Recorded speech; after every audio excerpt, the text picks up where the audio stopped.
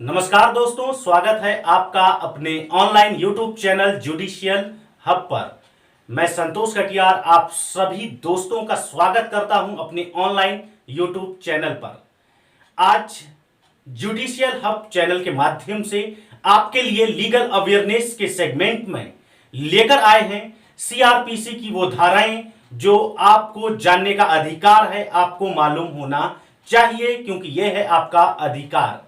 आज हम बात करेंगे भारतीय संविधान और हम बात करेंगे क्रिमिनल प्रोसीजर कोड यानी कि दंड प्रक्रिया संहिता की।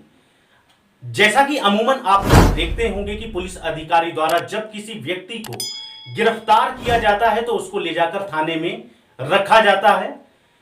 तत्पश्चात यानी कि उसके बाद की क्या प्रक्रिया है, आपके क्या अधिकार हैं, आज के वीडियो में हम ये समझेंगे। क्योंकि अमूमन लोगों की यह शिकायत रहती है कि पुलिस अधिकारी किसी को उठाकर ले गए और 2 दिन हो गए, 3 दिन हो गए, हफ्ते बीत जाते हैं, उसका कोई भी अता पता नहीं होता है। आखिर क्या है आपके अधिकार, उन सभी को समझेंगे, देखेंगे। तो आइए वीडियो की शुरुआत करते हैं। आज हम बात करने चल रहे हैं लीगल डिटेंशन और इलीगल डिटेंशन की। बात करेंगे CrPC section 57 and CrPC section 167 की। साथ ही साथ बात करेंगे अकॉर्डिंग आर्टिकल 22 की। तो आइए शुरुआत करते हैं वीडियो की। तो सबसे पहले तो हम यह जानेंगे कि लीगल डिटेंशन क्या है। लीगल डिटेंशन जैसा कि आप देख रहे हैं, लीगल डिटेंशन के अंतर्गत पुलिस अधिकारी किसी भी व्यक्ति को गिरफ्तार करता है।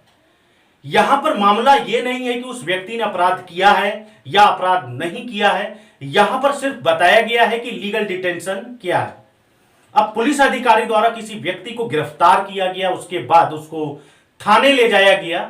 थाने में ले जाने के बाद उसका एक नियम है, उसकी एक विधिक प्रक्रिया है, क्योंकि थाने में ले जाने के पश्चात क्रिमिनल प्रोसीजर कोड यानी कि भारतीय दंड प्रक्रिया संहिता यह कहता है सेक्शन 57 कि जिसको आपने गिरफ्तार किया है उस व्यक्ति को 24 घंटे के भीतर निकटतम मजिस्ट्रेट के सामने प्रस्तुत किया जाए। यानी कि सेक्शन 57 जो कि कहता है निरुद्ध व्यक्ति को 24 घंटे से ज्यादा निरुद्ध नहीं रखा जाएगा, उसको नियरेस्ट मजिस्ट्रेट के सामने प्रस्तुत किया जाएगा। अब यहां पर बात आती है, यह है आपका लीगल डिटेंशन, यानी कि 24 घंटे के भीतर अगर पेश किया गया गिरफ्तारी के बाद तो यह कहलाता है लीगल डिटेंशन। और यह बताया गया है सेक्शन 57 जो कि आपका सीआरपीसी के अंतर्गत प्रावधान किया गया है। आइए अब देखते हैं क्या कहता है सीआरपीसी सेक्शन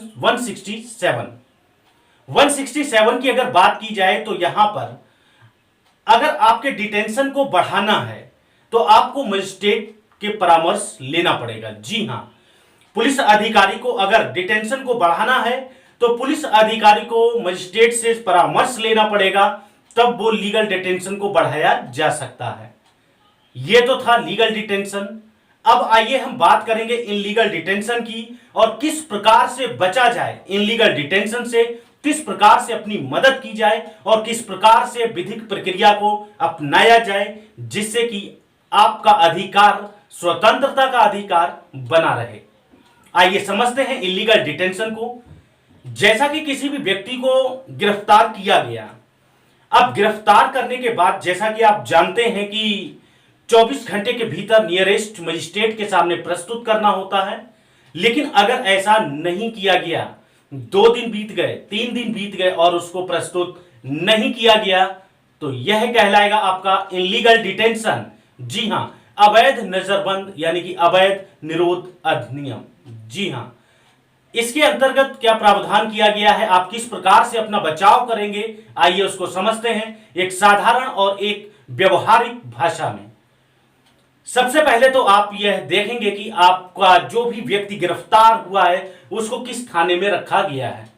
जब आप पाते हैं कि इस थाने में उसको रखा गया है और 24 घंटे बीत जाने के बाद भी उसको प्रस्तुत नहीं किया गया है, उसको उपस्थित नहीं किया गया है नियरेस्ट मजिस्ट्रेट के समक्ष, तो आप जा सकते हैं एसपी के पास। जी हां, आप एसपी के पास जाएंगे और वहां पर आप एक लिखित प्रार्थना पत्र देंगे जहां पर आप प्रार्थना पत्र में ये पूरा विवरण देंगे कि आपके रिश्तेदार या आपके भाई या आपके कोई भी मित्र यार दोस्त किसी को भी फला तारीख में गिरफ्तार किया गया और अभी तक मजिस्ट्रेट के सामने उपस्थित नहीं किया गया है।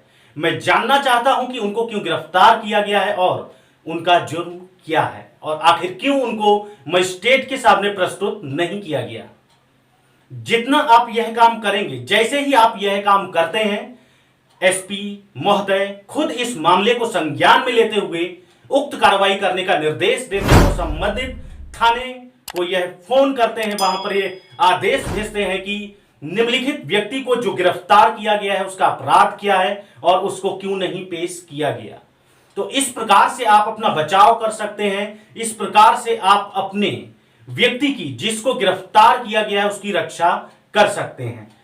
तो यह था इलीगल डिटेंशन से बचने के उपाय। अब अगर हम बात करें अकॉर्डिंग आर्टिकल यानी कि भारतीय संविधान के अनुसार, तो भारतीय संविधान के अनुसार भी किसी भी व्यक्ति के एक अधिकार होते हैं जो मौलिक अधिकार कहलाते हैं। जैसा कि बात की जाए according Indian constitution part 3 article 12 to 35 यानी कि भारतीय संविधान भाग 3 अनुच्छेद 12 से 35 जो आपको देता है आपके मौलिक अधिकार, जो आपके अधिकार हैं आपसे कोई भी छीन नहीं सकता।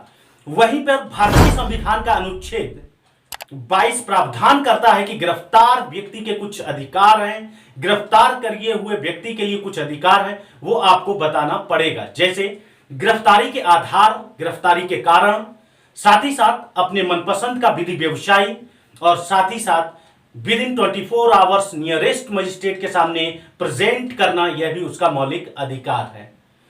तो यहां पर आज के वीडियो में आपने देखा लीगल डिटेंशन और इनलीगल डिटेंशन। जी हां, लीगल डिटेंशन जैसा कि आपने देखा, किसी भी व्यक्ति को गिरफ्तार किया गया, उसके बाद 24 घंटे के भीतर मजिस्ट्रेट के सामने प्रस्तुत किया गया।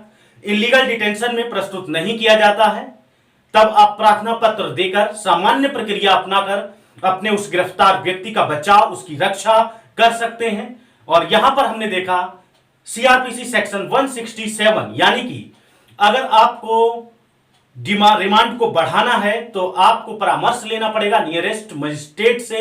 आपको मजिस्ट्रेट की सलाह और परामर्श के बाद ही उसको 24 घंटे से अधिक निरुद्ध कर सकते हैं। यह है सेक्शन 167। कैसा लगा है आपको यह वीडियो कमेंट बॉक्स में जरूर बताएं। और हां, यदि आपका कोई सवाल है तो आप कमेंट बॉक्स में सवालों को दें, आपको जवाब दिए जाएंगे। और आप किसी भी विषय पर अगर वीडियो चाहते हैं कमेंट बॉक्स में मेंशन करें। मिलते हैं नए वीडियो एक नए विधिक जागरूकता के सेगमेंट में। जब तक के लिए नमस्कार, जय हिंद, जय भारत।